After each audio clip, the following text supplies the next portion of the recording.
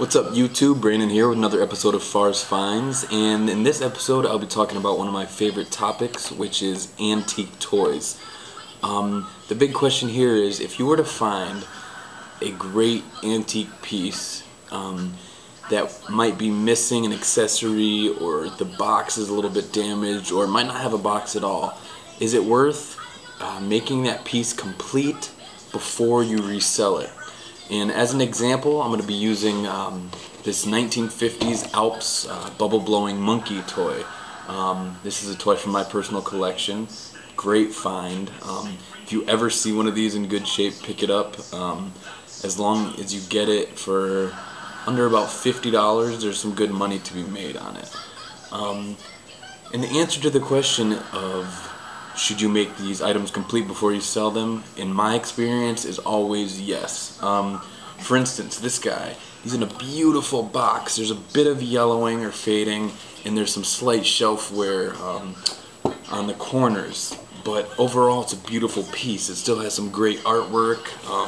There's no major rips or tears in it, and that's always huge, huge, huge when you're dealing with any toys, really, but especially vintage toys, because over the years the boxes will dry out, they'll rip, people will color on them, and you don't want that. It's very rare to find a box in really good shape.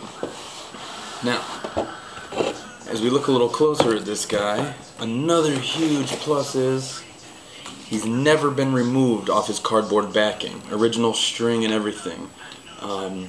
Another thing is there's no rips or tears in his fur or clothing, and the artwork on the tin is still beautiful, no scratches, and the battery compartment is clean, no corrosion, which means it was either used very little or not at all. Now if you notice, there may be a little something missing. He's supposed to blow bubbles, but where's the solution come from? Well, when I found this particular toy, he was missing. There's supposed to be a little bowl here, and that was missing. So I decided to do a little research, and I ended up finding the original bowl that goes with the toy. It sits in this little holder here, slides right in, and that's where you put the bubble solution. Now you might think, oh, that's just a little accessory, what's the big deal? If I don't have it, I could still resell it and get some good money.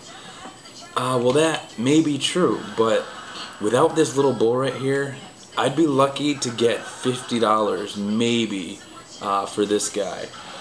And with this bowl, I have the possibility, a very good possibility, of making about $200 from this toy if ever down the road I wanted to sell it.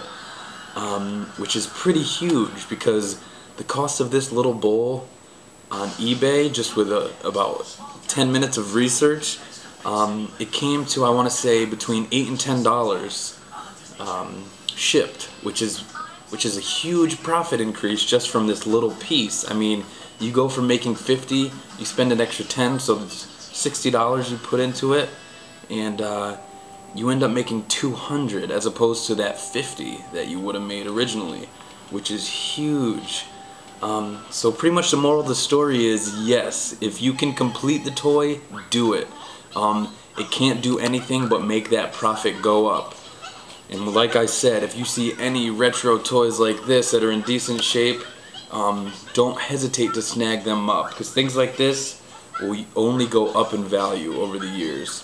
And who knows, I could either, if I get in some money trouble down the road, I could end up getting rid of it, or I could hand it down to my kids, and they could do what they will with it. And so yeah, the moral of the story is, when you're picking, you find a good item, try your best to complete it. Don't waste too much time, but do your research, and see if you can't possibly find a little missing accessory or box.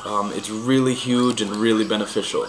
I really hope you took something from this video, and happy hunting.